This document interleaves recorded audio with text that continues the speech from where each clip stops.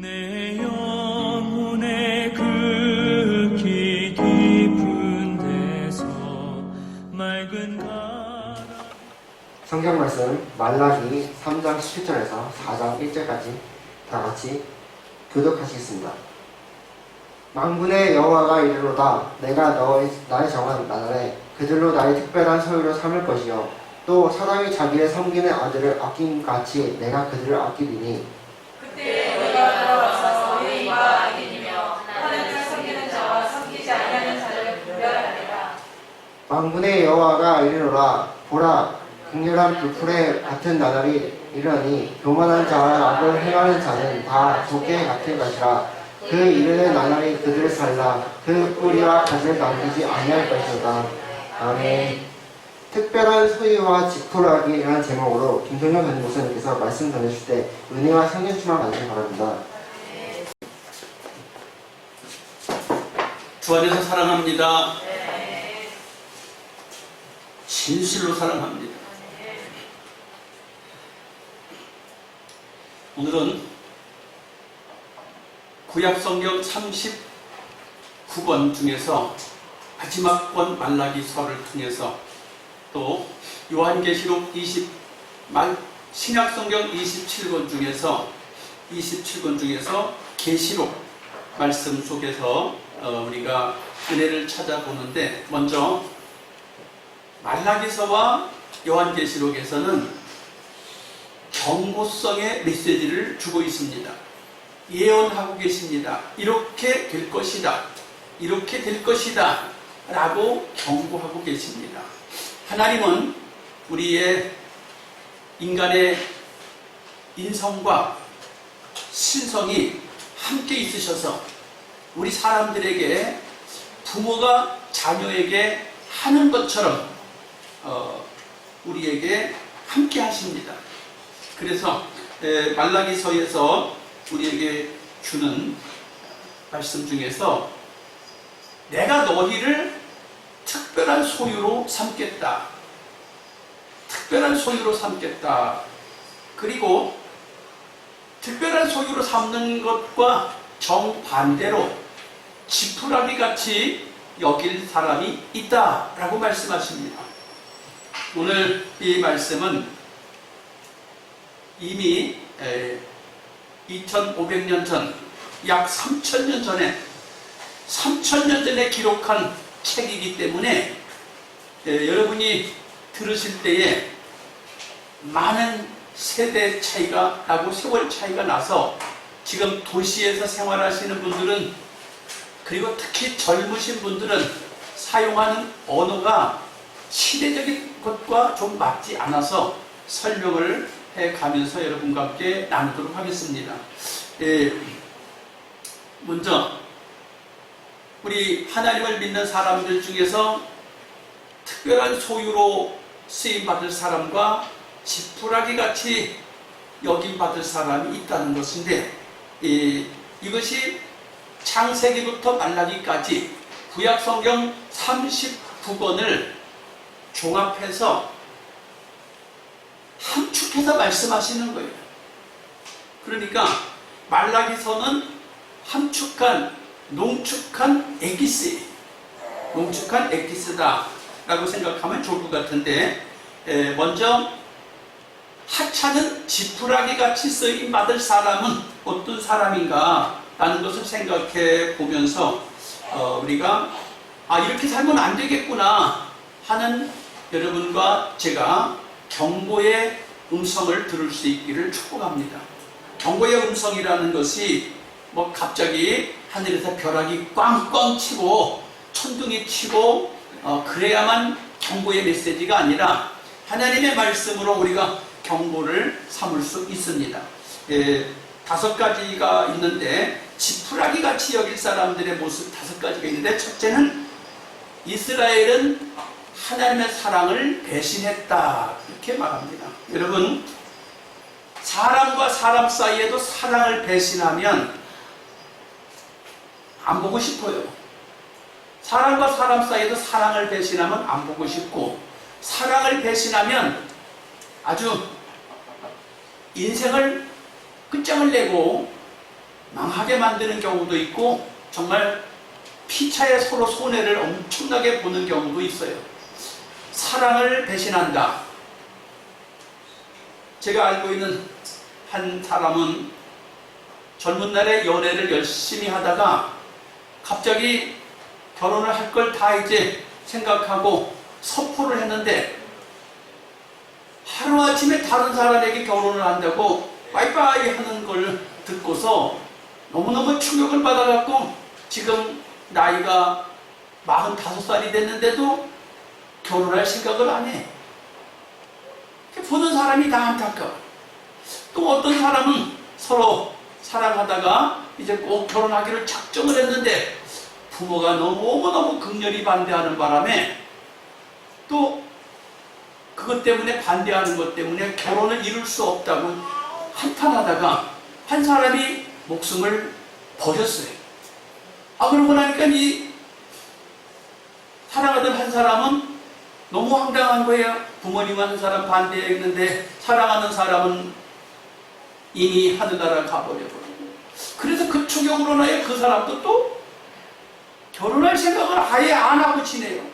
그래서 야, 이거 참 이렇게 사랑을 배신한다는 것, 사랑을 상처를 입힌다는 것, 상처를 입는다는 것, 사람도 너무너무 충격인 것이에요. 앞길이 다 끊어지고 막혀버리고 포기해버리는 거예요. 근데 하나님께서 자기를 버린 사람들, 하나님 사랑을 배신한 사람들을 향하여 하나님이 지푸라기 같이 여긴다는 거예요. 하나님 사랑 여러분 몰라라 하시면 안 됩니다. 하나님 사랑 몰라라 하면 안 돼요. 하나님 우리를 얼마나 사랑하셨어요. 아브라함을 생각해 보실 수 있습니다. 출애굽했을 때의 모세를 생각해 볼 수 있습니다. 다윗을 생각해 볼 수 있습니다. 솔로몬을 생각해 볼 수 있습니다. 이스라엘 백성이 바벨론에 70년 동안 포로 생활하다가 풀려 나와서 예루살렘 성전을 재건하고 성벽을 재건했을 때를 생각해 볼 수 있습니다. 하나님이 이렇게 도와주셨는데 하나님의 사랑을 배신하는 사람이 있다면 이것은 하나님이 용서할 수가 없고 하나님이 이해할 수가 없어서 그런 사람은 지푸라기 같이 여긴다. 두 번째, 유다는 거짓을 행하고 가증히 여기고 성결함을 욕되게 한 죄를 졌다. 거짓이라는 것은 잘 알죠. 하나님을 속여보겠다. 하나님을 속이는 게 하나님이 속으실 수가 있어요? 속을 수 없잖아요. 또 가증히 여긴다. 하나님 보실 때 너무너무 참 속상하신 거예요. 가증하다는 말은 너무 어처구니 없이 보는 상황을 힘들게 만든 걸 가증하다는 거예요. 그 다음에 성결을 욕되게 한다. 하나님은 거룩하신 분입니다. 하나님 나라는 거룩입니다. 근데 사람이 거룩함을 상실하게 되면 어떻게 되나요? 거룩함을 상실하게 되면 모든 능력이 없어지는 거예요. 성결이 능력이에요. 거룩함이 능력이에요. 여러분 거룩할 수 있길 축복합니다. 여기에 있는 목사가 성결하지 않다. 여러분이 저를 얼마나 손가락질 하겠어요? 또는 지도자로 나선 사람들이 거룩하지 않다. 얼마나 그를 손가락질 하겠습니까? 여러분 정말로 성결함을 버리지 않기를 축복합니다. 세 번째 지푸라기 같이 여길 사람은 누구냐? 하나님의 이름을 멸시하는 제사장, 하나님의 이름을 멸시하는 성도들. 이 하나님의 이름을 멸시하는 제사장이 어디 있겠습니까? 하나님의 이름을 멸시하는 백성도가 어디 있겠습니까? 그런데 있다는 거예요. 하나님을 멸시하는 제사장, 하나님을 멸시하는 성도가 있다는 거예요. 이게 무슨 소리냐? 제사장이 하나님 앞에 더러운 떡을 드리고 하나님 앞에 눈먼 희생을 드리고 하나님 앞에 병든 제물을 바친다. 제사장이 그렇게 하는 것을 하나님이 내 이름을 멸시하는 사람이다 라는 것이에요. 이게 무슨 소리입니까? 하나님이 받으실 만한 예물을 드리고 하나님이 받으실 만한 예배를 드리라는 거예요. 받으실 만한 예배와 받으실 만한 예물을 드리라는 거예요. 그러니까 받으실 만하지 못한 걸 드려보라는 거예요. 그러면 받으실 만하겠냐고. 다시 말하면 너희가 너희 상관에게 선물을 한다고 하면서 값어치 없는 것을 선물해 보세요. 상관이 그걸 받고 기분 좋다 하시겠냐는 거예요. 선물을 받고서도 기분이 안 좋은 거예요. 선물을 받고도 기분이 안 좋은 거예요. 여러분, 정말로 하나님 앞에 예물을 드리고 예배를 드리는 그것을 주장하는 제사장이 급지 못하게 한다면 그 제사장을 하나님이 멸시한다 그 말이에요. 두 번째, 하나님의 이름을 멸시하는 백성이 있다고 했습니다. 성도가 어떻게 하나님의 이름을 멸시하겠습니까? 이렇게 이야기합니다. 형제에게 괴사를 행한다. 형제에게 괴사를 행한다는 걸, 형제가 형제에게 못할 일을 하지 말라는 거예요. 형제가 형제에게 못할 일을 하지 말라. 사람, 우리가 부모 밑에 살 때는 대체적으로 부모가 책임지니까 형제가 형제끼리 못할 일이 별로 없어요. 근데 장성해서는 형제가 형제에게 못할 일을 서로 하는 경우가 생깁니다. 그럼 어떻게 돼요? 형제가 형제끼리 서로 못할 일을 하게 되면 안 보게 됩니다. 안 만나게 됩니다. 교통하지 않게 됩니다. 그래서 특히 이제 다음 주가 명절 주간이 되는데 우리가 흔히 그러잖아요. 시어머니와 시아버지와 시동생들을 보려고 하는 며느리들이 스트레스를 받는다. 또 형제가 형제끼리 재산을 생각할 때에 서로 원수같이 대하고 지낸다. 이게 참, 우리가 신앙생활이라는 건 생활이에요. 신앙이라는 건 생활이지 교회 와서만 예수여 예수여 한다고 신앙이 아니라 삶의 여정 속에서 형제가 형제에게 못할 일을 하면 안 되는 거예요. 형제가 형제를 향해서 아주 악한 생각들을 하고 이렇게 지내면 안 되고, 또 부모와 자식 관계에서도 명절인데 스트레스 받게 만든다. 이건 누구 잘못입니까? 시아버지 시어머니 잘못이야.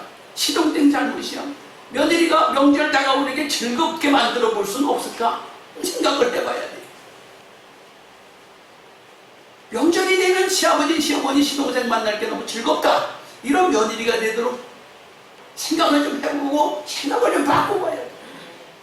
형제가 형제끼리 재산을 쌓으려고 그러지 말고 재산 갖고 우리 농심라면 선전할 때처럼 형님 먼저 아우 먼저 해봐봐. 재산을 가지고 내가 더 가져야 돼. 내가 더 가져야 돼. 양보할 수 없어. 이렇게 하면 절대로 서로 보려고 안 하잖아요. 근데 형님 조금 더 가지셔야지. 아우가 조금 더 가지게. 이렇게 한다고 생각해봐요. 그러면 서로 보고 싶고 서로 만나고 싶잖아요. 명절 때는 며느리한테 선물을 좀 해봐봐. 시댁식구가 시아버지가 시어머니가 며느리한테 선물해봐. 그러면 이번 명절에 뭘 줄까 하면 명절이 기다려지지 않겠어요? 스트레스 받는 게 아니라 가서 하루 종일 음식 만들고 설거지하고 앉아있지도 못하게 하고 막 이렇게 하면 스트레스 쌓인다고 그러고. 옛날에는 당연하다고 했지만 지금은 이게 안 당연한 거예요. 우리 그리스도인들이 생활을 잘해야 된다는 거예요. 그 다음에 언약을 욕되게 하는 성도, 하나님 말씀을 욕되게 한다. 하나님 말씀을 정말로 무시해버리는 성도들, 이거 안 되죠? 제가 마태복음 1장 1절을 오늘 설교할까 생각하고 고민하다가 마태복음 1장 1절 설교를 하게 되면 지난 주일날 하나님의 아들 예수라는 설교를 한 거하고 조금 비슷한 것 같아서 저녁 예배 때 설교하기로 했어요. 적은 수가 듣게 하자. 근데 너무너무 나는 그 말씀도 전하고 싶어요. 왜? 언약을 욕되게 하는 성도들을 하나님의 이름을 멸시한다고 하시는데, 언약을 욕되게 한다는 게 뭐예요? 하나님의 언약은 1.1획도 틀림이 없고 변함이 없다고 그랬어요. 왜? 마태복음 1장 1절에 아브라함과 다윗의 자손 예수 그리스도의 세계라고 그랬어요. 아브라함과 약속한 것하고 다윗하고 약속한 것 때문에 예수 그리스도가 태어나고 예수 그리스도가 존귀히 되는 것인데, 이 하나님이 아브라함과 한 약속, 하나님이 다윗과 한 약속이 얼마나 중요한지 그 약속을 따라서 예수님이 오시는 거예요. 그러면 이 약속은 얼마나 중요하냐? 약속은 중요한 거예요. 그래서 사람들이 약속하잖아요. 무슨 약속?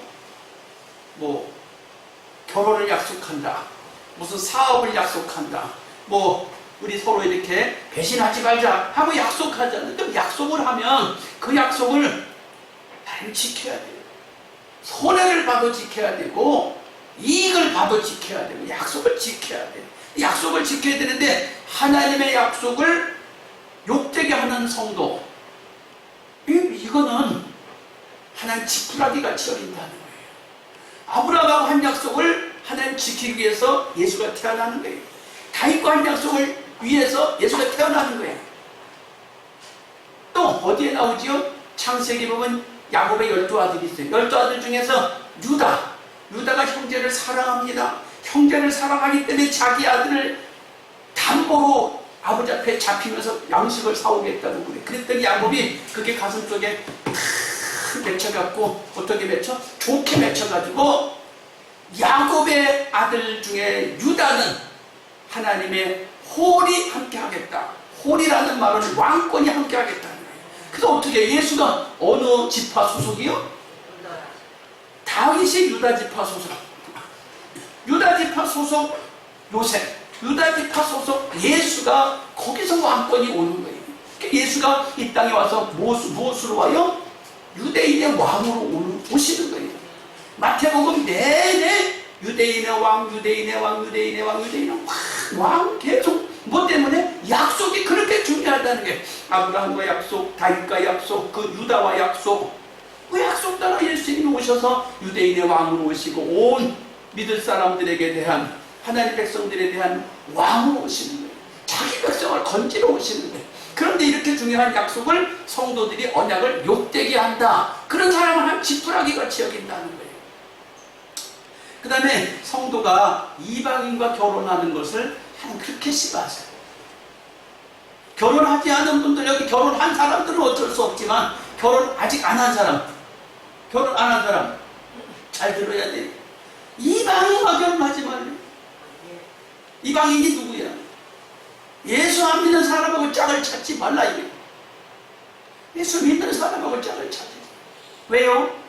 예수 안 믿는 사람을 예수 믿도록 만든다는 게 하루아침에 가능한 일도 아니고, 예수 안 믿는 사람을 예수 믿도록 이렇게 힘쓰고 애써서 전도한다고 해서 그게 쉽게 전도가 될 일도 아니에요. 그러므로 이방인과 결혼하는 것을 하나님은 내 이름을 만홀히 여기는 사람, 내 이름을 멸시하는 사람이라고 주님이 말씀하셨어요. 여러분, 신앙인이 만나서 결혼을 하고 가정을 꾸려야 될 줄 믿습니다. 할렐루야. 그래, 지푸라기 같은 사람을 이렇게 지금 이야기를 하는데, 그러면 또 지푸라기 같이 여길 사람이 누구냐? 하나님을 괴롭게 하고 하나님 것을 도적질하고 하나님 앞에 교만하고 하나님 앞에 악을 행하고, 하나님이 계시긴 어디 계셔? 없어. 그러면서 자기 마음대로 신앙생활하는 하나님을 시험하는 사람을 하나님이 지푸라기 같이 여긴다. 그러면 지푸라기가 도대체 뭐예요? 오늘 본문을 읽었는데 지푸라기라는 말이 나와요? 안 나오잖아요. 뭐라고 나와요? 초계와 같이 여기니라. 그래서 초계가 뭐냐? 풀같이 여기겠다는 거예요. 근데 개역 성경에 보면 지푸라기라고 번역이 돼서 나왔어요. 그럼 지푸라기가 뭐예요? 벼를 생산하고 남은 그 벼에 그 이삭이 맺혀진 그 줄기, 그게 지푸라기예요. 근데 지푸라기가 뭐가 이렇게 값어치가 그럼 없느냐? 지푸라기를 그냥 두는 게 아니라 오늘 본문에 보니까 극렬히 타는 풀목불 앞에 지푸라기라 그렇게 말했어요. 극렬히 타는 풀목불, 극렬히 타는 풀목불이 뭔지를 설명을 해야 될 것 같은데, 극렬히라는 말은 아주 지독하게 매우 강렬하게 타는 것을 극렬이라고 말하죠. 자, 그런데 풀목불이 뭐냐? 풀목불이 다니엘서에도 나오지요. 믿음이 좋았던 다니엘의 세 친구가 풀목불에 들어갑니다. 그런데 그 풀목불이 얼마나 뜨거운지 그 근처에 가기만 해도 옷이 다 타고 사람이 되어서 화상을 입게 되는데, 풀목불이 뭐 하는 것이냐면 삽이나 낫이나 칼이나 쇠스랑이나 톱이나 쇠 연장을 다 날이 망가진 것을 불에다가 빨갛게 달궈서 망치로 두들겨 패서 새롭게 칼이 날카롭고 도끼가 날카롭고 톱이 날카롭고 삽이 날카롭게 만드는 역할을 하는 게 풀무예요. 불을 활활할 때서 빨갛게 달구는 거예요. 그래가지고 그 쇠를 녹이는 장소가 풀목불이라는 거예요. 근데 풀목불을 뜨겁게 하기 위해서 그 풀목불이 뭐냐? 나무를 태운 장작을 태운 그 숯을 모아서 바람을 싹 불어넣는, 숯불에다 바람을 부는 것을 풀목불이라고 그래요. 근데 그 풀목불을 더 뜨겁게 하기 위해서 뭘 하냐? 유황을 집어넣어요. 유황은 그 더 뜨겁게 발화를 하게 만들어요. 그래서 풀목불에다가 유황을 집어넣은 불이 파란색이다. 그 파란색에다가 쇠를 집어넣고 그걸 두들겨 패서 날카롭게 만드는 건데, 그 풀목불 앞에 지푸라기 같이 하겠다. 지푸라기가 뭐라 그랬어요? 별을 생산하고 난 줄기가, 그 마른 줄기가 지푸라기. 그러면 지푸라기가 풀목불 앞에 가면 어떻게 되겠습니까? 그냥 확 녹아버리는 거죠. 바람도 세게 불지, 불도 뜨겁지, 불도 뜨겁고 바람도 세니까 이 지푸라기가 불 옆에 가면 흔적도 없이 그냥 확 날아가 버리는 거예요. 하나님이 지푸라기 같이 여길 사람이 있다는 거예요. 여러분, 이렇게 살면 안 되잖아요. 또 지푸라기 같이 여길 사람이 있는데, 외양간에서 나온 송아지가 막 뛰어다니는데, 송아지 모든 소는 다 코를 뚫고 줄을 묶어서 관리하는 게 소예요. 그런데 송아지는 절대로 코를 안 뚫어. 그리고 송아지는 절대로 줄에다 묶지가 않아. 그 송아지는 마음대로 뛰어다니는, 마음대로 뛰어다니는데, 이 송아지가 나와서 막 뛰어다니는데 그 송아지 발밑에 재와 같게 하리라. 지푸라기 같이 여길 만한 사람들은 송아지 발밑에 있는 재같이 여기겠다는 거예요. 이게 얼마나 무서운 일입니까? 여러분, 하나님의 사랑을 배신하지 않기를 축복합니다. 거짓하고 가증하고 성교를 욕되게 하지 않기를 축복합니다. 하나님의 이름을 멸시하는 목회자와 성도가 되지 않기를 축복합니다. 하나님을 괴롭게 하고 하나님 것을 도적질하고 하나님을 향하여 교만하고 하나님 앞에서 악하고 하나님을 시험하는 자 되지 않기를 주님의 이름으로 축복합니다. 그러면 오늘 이제 특별한 소유로 삼을 자는 누구냐 하는 것을 이 시간에 함께 나누고자 하는데, 첫째, 내게 돌아오는 자는 특별한 소유로 삼겠다. 지난날에 무슨 죄를 졌든 무슨 실수를 했든 무슨 허물이 있든 어떤 죽을 죄를 졌을지라도 예수 앞에 나오는 사람에게는 다 특별한 소유를 삼겠다. 이게 참 신기한 거예요. 예수 믿는다는 건 참 신기한 거예요. 어떤 죄를 졌더라도 주 앞에 오기만 하면 힘든 보다 더 이게 해주겠다. 내가 지은 죄값이 주홍빛같이 너무너무 분명하게 시뻘 건데 나를 아주 시원한 하얀 눈같이 희게 해준다는 거예요. 그 주님 앞에 돌아온다는 이 말 한마디, 내가 지난날에 어떤 실수를 저질렀든 내가 지난날에 어떤 죄를 졌든 아무 상관없이 돌아오면 특별한 소유를 삼아주겠다.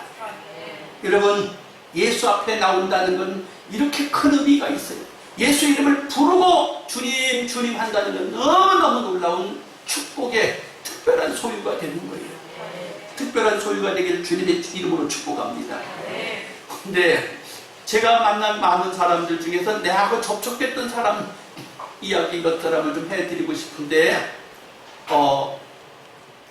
64세에 나를 만난 어떤 한 사람이 장로 신분으로 있으면서 교회를 운영하고 있었어요. 그래서 그게 뭐냐, 장로는 장로로서 교회를 잘 섬기든지 그러면 되는데 무슨 교회를 하고 있냐? 그랬더니 교회가 멀어서. 그럼 차라리 신학 공부를 해서 목사를 해라. 그런데 64세에 제가 쿡 찔렀던 그 말을 듣고 목사 안수를 받고 목회를 하는데 지금 85세가 됐으니까 정확한 나이 잘 모르겠어요. 85세가 되는데 지난해에 교회를 치셨어요. 그리고 중공검사가 안 나가고 쩔쩔매다가 지난 7월달에 중공검사가 났어요. 김 목사 너무 고마워. 김 목사 너무 감사해. 나 같은 사람을 불러서 늦게서 쓰시더니 지금 85세. 정말 이렇게 이 85세 연세까지 살아있는 사람도 많지도 않아. 근데 이제 85세인데 교회를 지어서 중공검사가 이제 막 7월달에 떨어졌어요. 너무 행복하네. 하나님의 나라 일에 그동안에 지난날에 모든 것들을 내려놓고 돌아와서 주님 앞에 쓰임받는 이 모습 너무 감사해요. 근데 그 아내는 하늘나라 가버렸어요. 아들, 딸이 있는데 3명이 있어요. 아무도 목회를 하거나 신학을 하겠다는 사람도 없어요. 그럼 그거 누구 주려고 하냐? 하나님 것이니까 하나님께 드리기 위해서 그렇게 한다는 거예요. 너무 멋있었어요.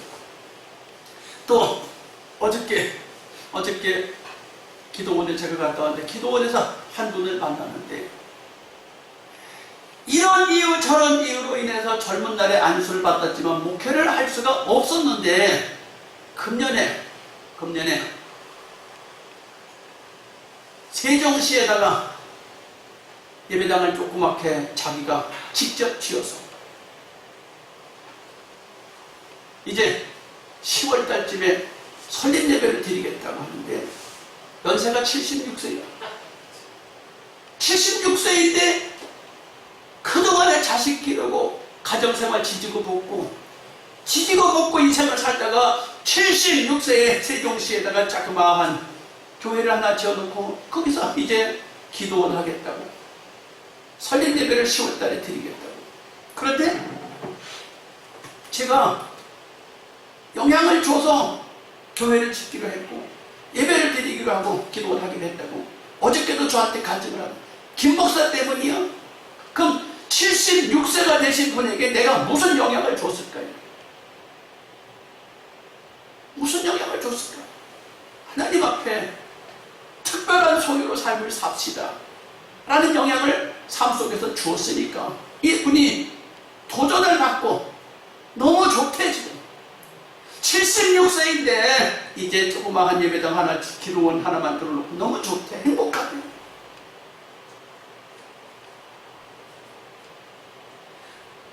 뭘 얼마나 하시겠어? 뭘 얼마나 하시겠고 누가 거기 기도하러 얼마나 가겠냐? 그런데 특별한 소유로 살고 싶은 거예요. 여호와께 돌아와서 특별한 소유로 살고 싶은 거예요.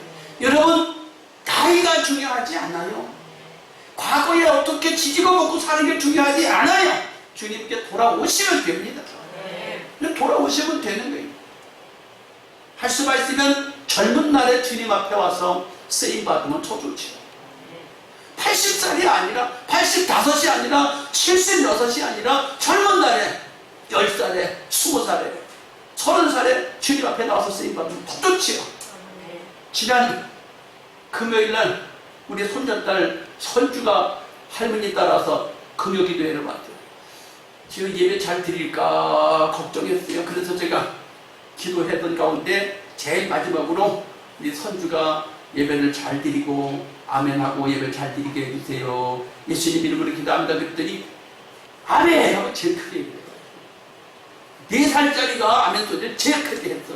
참석한 사람 중에서. 그래서 아이고 참 감사하다. 그랬더니 설교하는 내내 이 쬐끄만 게 아멘 아멘. 예. 일찌감치부터 부름을 받으면 얼마나 좋겠어요. 여러분 젊은 날에 시간이 귀한 줄 아세요. 젊은 날에 76세도 괜찮지만 85세도 괜찮지만 젊은 날에 주님께 와서 쓰임 받으면 더욱더 특별한 존재로 되지 않겠습니까? 할렐루야. 두 번째, 온전한 11조와 헌물을 드려라. 예, 여기 보니까 11조 다 하시는 것 같아. 온전한 11조 헌물을 드리면 특별한 소유로 삼겠다는 거예요. 세 번째, 하나님을 경외하는 자를 특별한 소유로 삼겠다는 거예요. 하나님을 경외한다는 것은 하나님이 두렵고 떨림으로 믿어지는 것입니다. 네 번째, 그 이름을 존중히 생각하는 자를 특별한 소유로 삼겠다.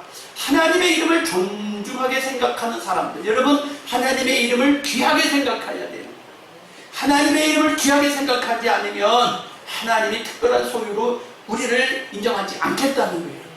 여러분 특별한 소유인 것을 기억하세요. 그리고 하나님 앞에 있는 기념책에 기록한다. 이 사람이 특별한 소유가 된다는 거예요. 요한계시록에 보면, 요한계시록 19장 20장에 보면 행위가 기록된 책이 있고 생명책이 있다는 거예요. 이 생명책에 기록된 것은 예수 믿습니다라는 걸 말하는 것이고, 행위가 기록된 책이라는 것은 주님은 우리의 삶을 다 CCTV에 담고 있어요. 우리는 CCTV 있는 데서만 찍히는 줄 알죠? 하나님은 CCTV가 없어도 다 보셔. 사람은 CCTV가 있어야만 저기 흔적이 남고 증거가 남죠. 근데 하나님은 CCTV가 필요 없어. 다 아셔. 행위가 기록된 책에, 기념책에 기록한 사람을 특별한 소유로 삼겠답니다. 이 특별한 소유로 삼는 사람들, 하나님이 주실 복이 있대요. 첫째, 생명과 평안이랍니다. 여러분 생명 얻는 거, 예수 믿고 가장 큰 축복은 생명 얻는 거예요. 영생 얻는 거예요. 할렐루야. 예수 믿고 영생 얻는 거예요. 두 번째, 하늘문을 열고 쌓을 곳이 없도록 붙지 아니하라 보라. 부탁합니다. 새생명계 성도 여러분, 나는 가난해, 나는 물질이 부족해, 나는 정말 돈이 있었으면 좋겠어, 나는 부자가 됐으면 좋겠어 하시는 분, 주님의 이름으로 부탁합니다. 무엇을? 하늘문이 활짝 열려서 쌓을 곳이 없도록 막 좀 부어주세요. 그렇게 소원하는 분이 있으면 주님의 이름으로 부탁합니다. 11조와 헌물을 제대로 하세요. 11조도 안 하고 헌물도 안 하면서 부자 되려고 하는 건 거짓말이에요.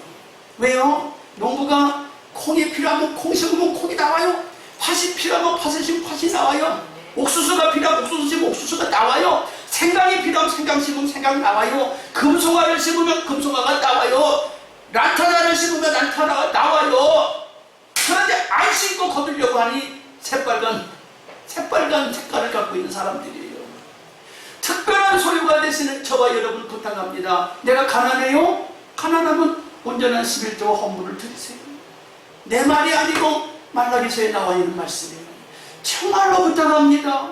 정말로 부탁합니다. 11조와 헌물을 온전하게 하세요. 왜? 부자 되고 싶다면서. 부자 되고 싶다면서.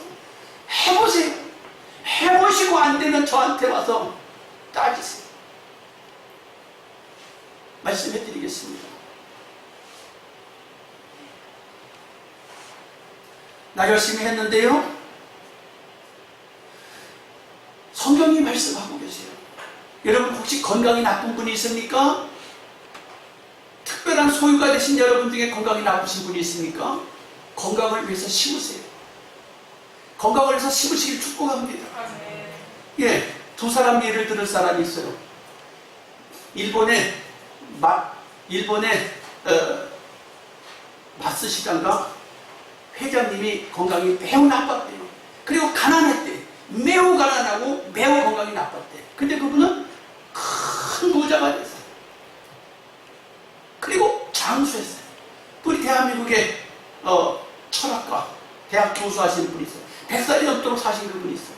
태어날 때 하도 약하게 태어나서 제가 초등학교는 졸업 맡을까, 제가 중학교는 졸업 맡을까 했는데 웬걸 친구들은 다 죽었어도 100살이 넘어도 지금도 생업에 종사하고 지금도 예수 잘 믿고 지금도 아들하고 외식을 하러 가면 아들도 은퇴를 하고 아버지는 지금도 현역인지라 외식하러 가면 아버지가 돈을 낸대.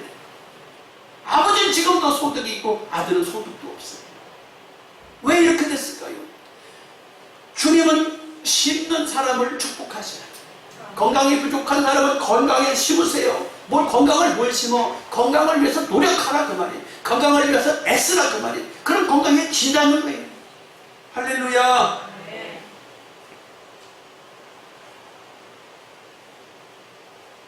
세 번째, 메뚜기를 금하여 토지 소산을 멸하게 하리라. 너희 밭에 포도나무 열매가 기한 전에 떨어지지 않게 하리라. 너희 땅이 아름다워짐으로 너희가 복되다 하리라. 예, 토지에서 생산되는 모든 것들이 잘 되도록 하나님 책임져 주신답니다. 정말로 정말로 쓸데없는 곳으로 돈이 새어나가지 않게 하겠다는 거예요. 메뚜기가 뭡니까? 곡식을 생산하는 곡식에 붙어서 이파리 다 긁어먹는 게 메뚜기예요. 근데 우리가 세상 살다 보면 돈을 좀 모으려고 하면 돈을 못 모게 하는 게 있지요. 뭘 돈을 못 모게 해요? 이 사람이 와서 돈 뜯어가고 저 사람이 와서 돈 뜯어가고 병원에서 돈 뜯어가고 세금 뜯어가고 다 뜯어가서 난 부자 될 시간이 없다 그런 분. 여러분 그런 게 없게 만드시겠대. 그런 게 없게 만드시겠대. 그리고 또 놀라운 일이 있어요. 치료하는 광선을 발해주겠다. 몸이 아프다고요? 고쳐주시겠다. 병들었다고요? 해결해주겠다는 거예요. 아니 하나님이 그런 것도 하셔? 하신다면 하는 거지요. 할렐루야. 그리고 너희는 외양간에서 나온 송아지같이 뛰게 될 것이고 너희는 악인을 밟게 될 것이다. 이렇게 말씀하고 있습니다.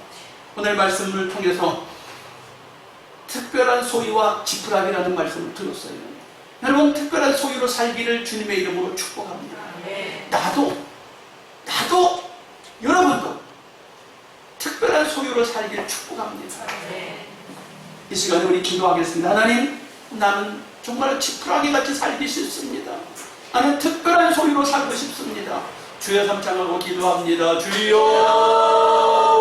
주여, 주여, 주여. 할렐루야, 할렐루야. 살아계신 아버지 하나님, 사랑하는 귀한 주의 백성들을 축복하시고